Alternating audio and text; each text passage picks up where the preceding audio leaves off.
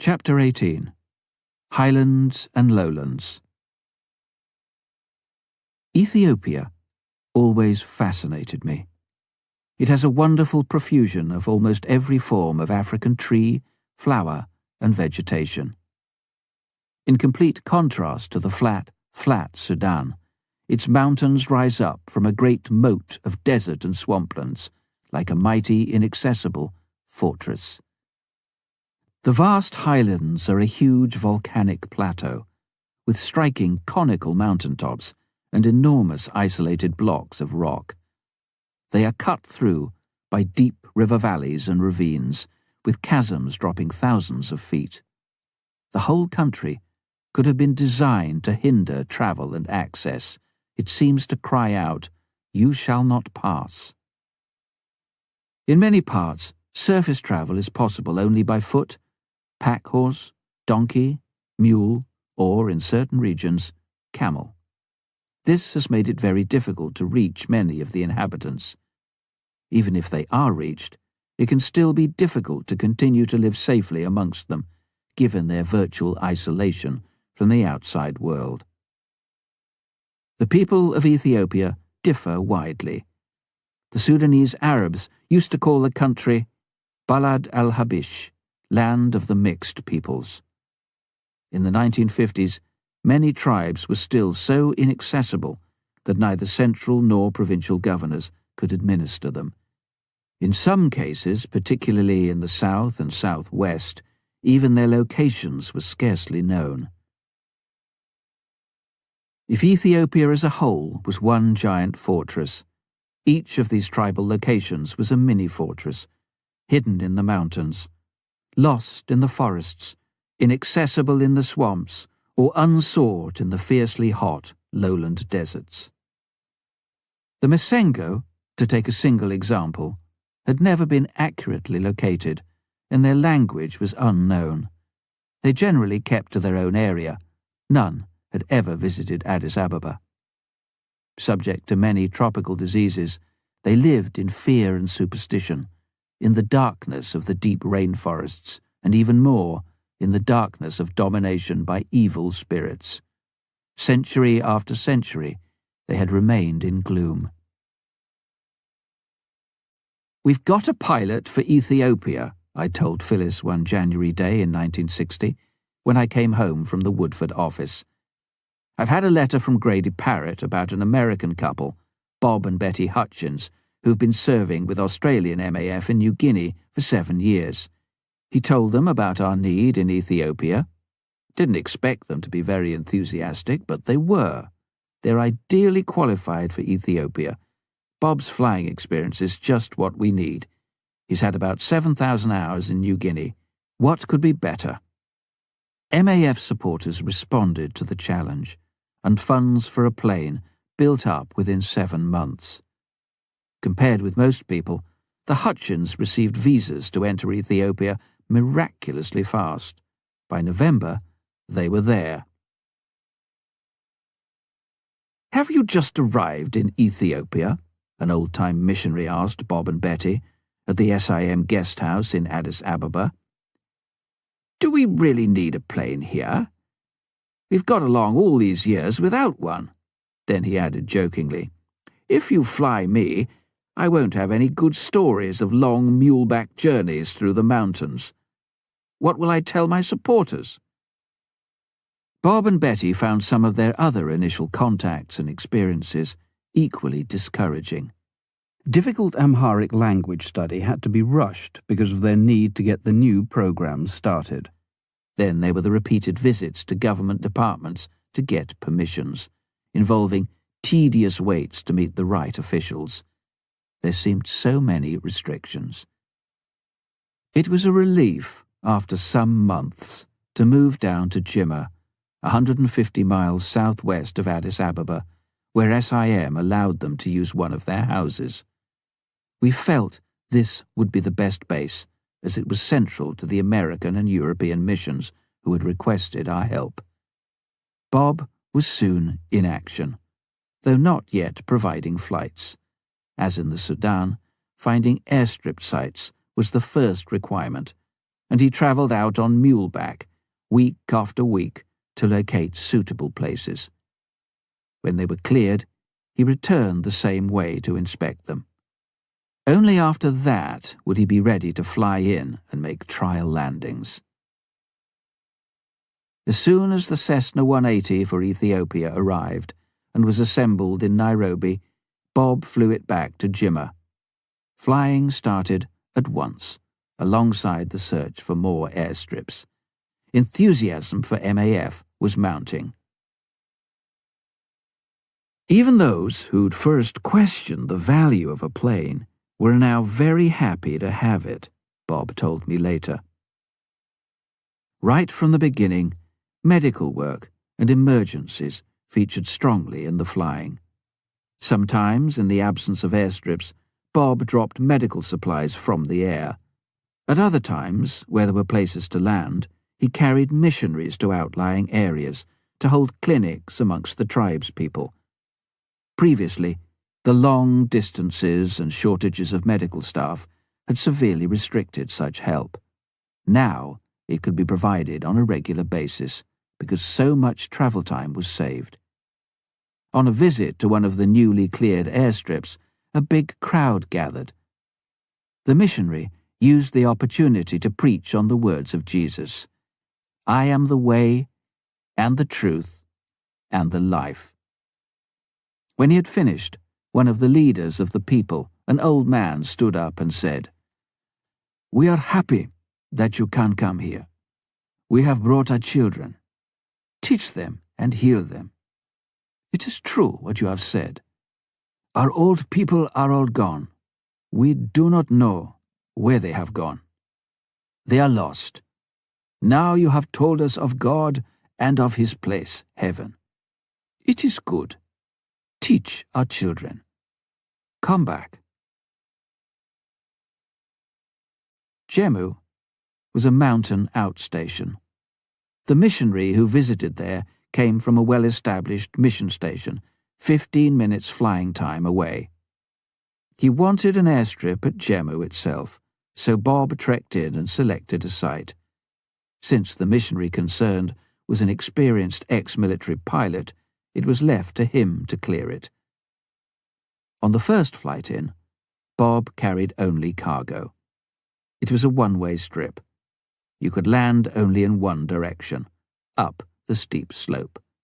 But worse, if the plane's climb was reduced because of a full load, and you misjudged your final touchdown, the surrounding hills left you scant chance of going round again. You were committed.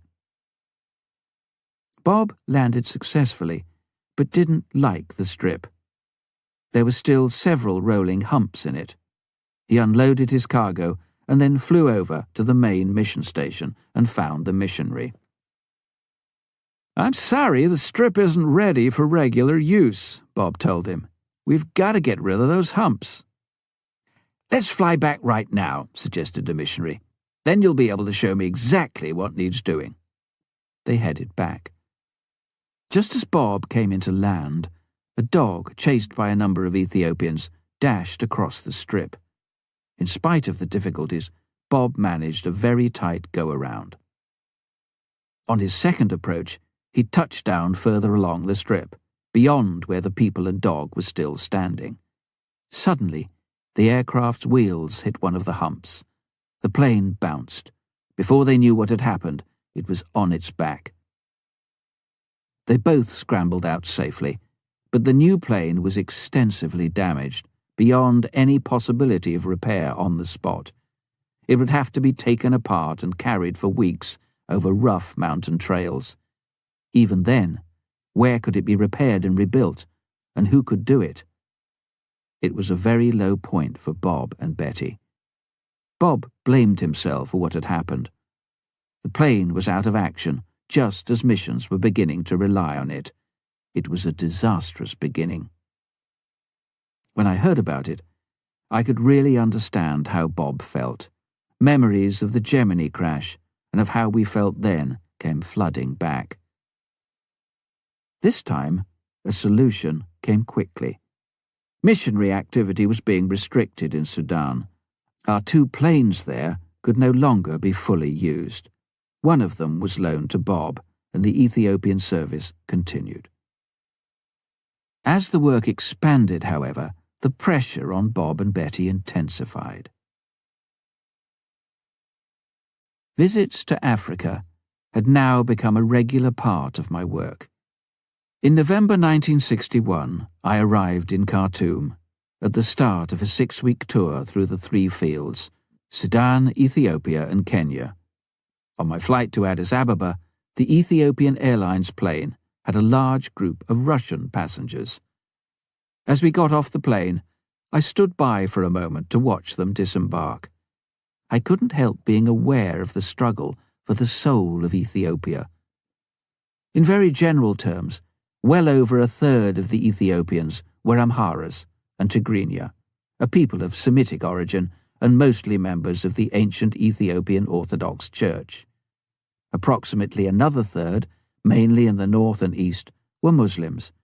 The remaining people, chiefly in the south and west, were nearly all either animists following their own tribal religions or evangelical Christians. Now, hundreds of Russians were pouring into the country to give technical and medical assistance, and at the same time importing a powerful message of communism. Christianity was already there. So was Islam. To which faith would Ethiopia give her allegiance? As I checked my luggage through customs, I was met by 2 missionary friends from Sudan days, Chuck and Mary Alice Jordan, now serving in Ethiopia. On the way into town, they described the remote Ethiopian station, where they had been able to continue their work among the Nuer, just this side of the border with the Sudan.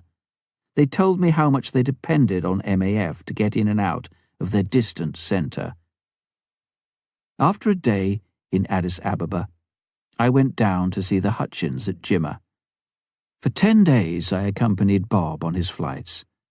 In the evenings, back at base, we discussed plans for the future or worked through the programme accounts. As we flew out, day after day over the rolling tree-clad mountains, the grandeur and drama of the country was always breathtaking. Although there was sometimes smoke haze from dry season grass fires, flying was comparatively easy. But it took little effort to imagine what it was like when clouds and rain shrouded these lofty mountains and deep valleys. Sometimes we'd be flying barely 1,000 feet above high mountain tops or plateau. Then suddenly the ground would fall away thousands of feet into the deep rift valleys. It felt like being catapulted off the edge of a precipice and suddenly suspended high above the distant forests below. The airstrips were as dramatic as the rest of the country. I was thankful that we had Bob, with all his experience of the New Guinea mountains, to start the program here. He was used to this kind of flying and this kind of airstrip. It was often impossible to find any flat, straight areas long enough for even our small planes to land. Steeply sloping airstrips were quite normal.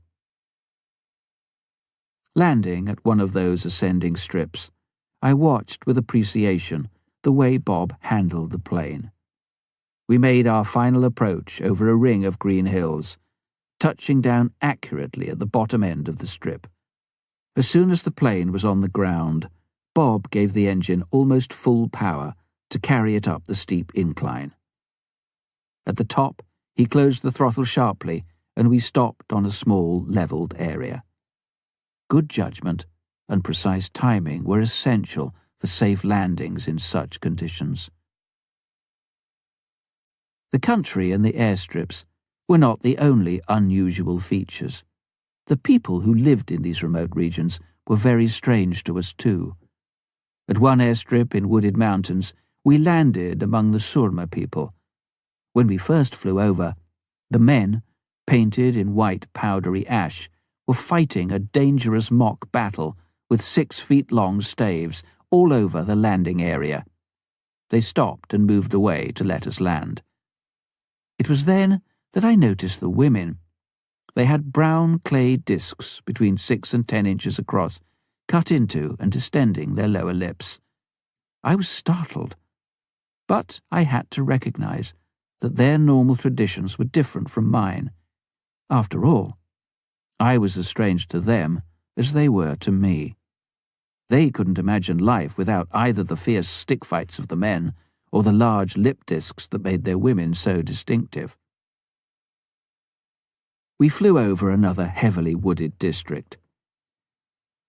"In one tribe down there," Bob said, "before a young man can be accepted as an adult member in the tribe, he has to murder a man of another tribe and bring part of the body as proof of the killing." Again, I thought about different traditions. Do more civilized people do much better with their wars and rivalries? But I couldn't suppress a shudder. I remember sitting later in a mud-walled, thatched hut in one of these areas, a newly reached one, talking to Solomon, a fine Ethiopian teacher-evangelist who had come from another tribe to work among the Jemu people. He and his wife were as much foreign missionaries as anyone from abroad, for the culture and background of the Jemu was strikingly different from their own. Solomon's example was to be followed by many others in years to come. It was exciting to know that MAF was helping to get them into these previously isolated places. At the Gila River Station near the Sudan border, we rediscovered Don and Lyda McClure, heading outreach in a new area of the Aniwak. The swampy lowlands were so like the Sudan that I felt I was back there. It was good to see the McClures again and catch up on their tireless activities. As we sat talking, Don looked around their mission house and remarked, "Do you realize, Stuart, that apart from a few items, everything in this house has been flown in by the MAF plane?" Over the years that followed, I made many journeys to our different centers in Africa. It was inspiring on every visit to Ethiopia to see marked progress, not only in MAF, but still more in the work of the missions and the indigenous churches we were there to serve. While the doors in Ethiopia were opening still wider, others were closing. Disaster was striking in the Sudan. The Kala-Azar epidemic had caused many deaths, and now yellow fever threatened. The mission nurse at one of the newer stations near Doro was the first to suspect it. It was confirmed by the doctor in the American mission area, to whom she relayed the symptoms over the mission radio network. The provincial government was immediately informed. The danger of an epidemic was recognized, and messages were quickly sent to Khartoum. MAF was asked to take a pathologist into the area, and then to fly in doctors, medical staff, and mission nurses. Thousands of inoculations were given, but at first the area of epidemic widened. More serum was flown in to inoculate those still uninfected, until eventually the progress of the plague was halted. Then another disaster loomed, different but potentially still more serious.